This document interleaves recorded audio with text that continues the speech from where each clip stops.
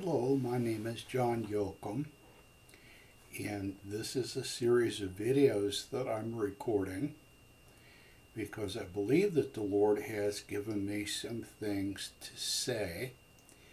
In general, what I'm going to try to do for you is to outline a way that together we can take over the world. Now, that sounds a little bit ambitious. However, one of the big elephants in the room that collectively we have never dealt with is the fact that the Holy Spirit who lives in us is himself God. And as God, he can do anything that he wants. Now, I'm going to pause a second and tell you that I use verbal footnotes because I don't want to steal from another man's work or plagiarize, as it were. And I also don't want you to think that I'm that smart. However, some guys have said some things that have stuck in memory that just can't be improved on. So, Mumford says that God has a problem. He thinks he's God. This is true. Now, if the God whom you serve is too small to take over the world realistically, then I suggest that you take him down to your nearest big box store and trade him in for a larger model. But the God that we serve can do that blindfolded on a dark night with his hands tied and not break a sweat.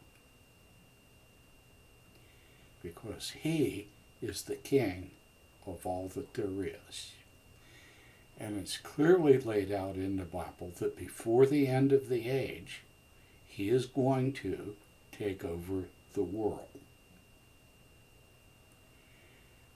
One of the things which has been missing in our interpretation of the scriptures is the understanding of the role that he expects his people to play in this. That's where I want to go. So I came to the Lord more than 50 years ago out of suicide. And the level of desperation that I have had ever since, I don't have another plan. So when Jesus is the only plan that you have, then you follow Jesus. And so I've done that badly. Hundreds of major sins, big problems, failures by the dozen, constantly come up short of my own expectations. One of the things that I have learned about the Lord, though, is that about most of that, he just doesn't care.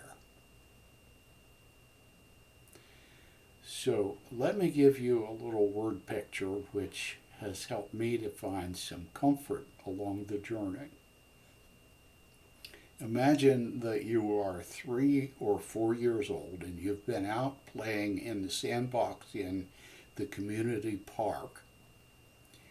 And you've been out there on a pretty hot day for a few hours. And you're hot, and you're crabby, and you're tired, and you're sweaty, and you're dirty. And here comes Dad. Pulls up in the car, lets the engine run, goes around, opens up the door, and says, "Come on, time to go. Climb in your seat, fasten your little straps, let's go. We're going to go." This is the model that I think the Lord wants to give us. Come on, let's go. Dirt, sweat, sand, crabiness, and all. Let's just go. So, we're going to do some theology. There isn't any way to get around it because we're going to have to talk about God and who God is, because He is the one with whom we have to deal all the time. And I've put a chart up behind me, and we're going to look at that, probably not in a whole lot of detail, but I want to use that as a sort of starting point, I think. So, according to Dr. Larry Hart, who was my wonderful systematic theology professor, and it really was wonderful, there are two big God is statements in the Bible. God is agape and God is holy. Now, generally, we interpret agape, translate it as love. This is a problem because in Western culture, the word love has come to encompass all kinds of things. I love my wife, I love my kids, I love hot dogs, I love the cat. However, despite what the cat thinks, I do not love the cat in the same way that I love hot dogs. Big cats are suspicious. They always think that we're going to try to eat them somehow, so yeah, there's that. But I really don't love the cat the way I love hot dogs. Beyond that, it's almost impossible to get the word love separated from the whole romantic, hearts and flowers, chocolate, dating, man, woman, all the rest of that. A connotation. It's impossible to get it away from that. So I have taken to using the word that's used in the Greek New Testament, which is agape. And agape is like love in the same way that a Lamborghini is like a car. It is love, but it ain't the same kind of love that we're all used to. Turns out agape is quite stout stuff. So God is agape, but God is also holy. Now, in modern church, we give a lot of airtime to the first part. God is agape. Usually we say God is love, and we throw the love word around an awful lot in our songs and in our speaking, without really thinking about what that means. Guess where we're going to go? We're going to talk about what that means.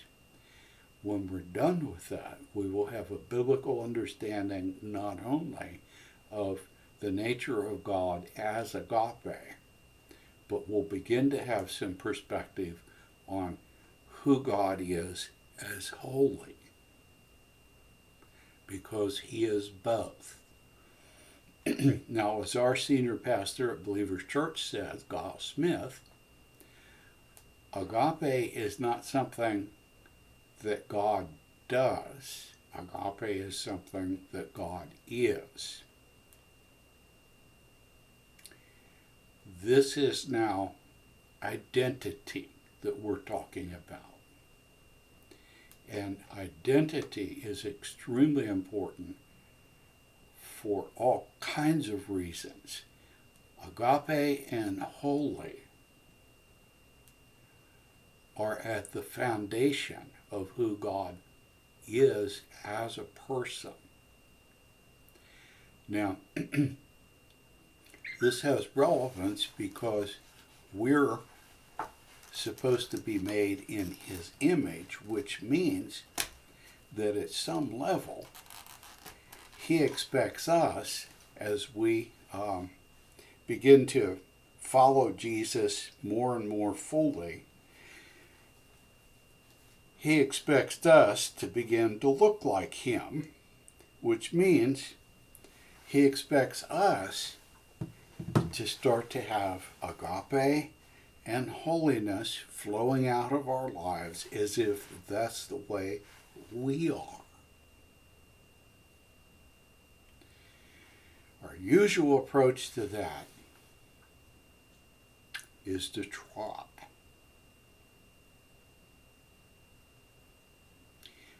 Trying to live agape out drove me to the edge of suicide. Let me repeat that. Trying to live agape out drove me to suicide.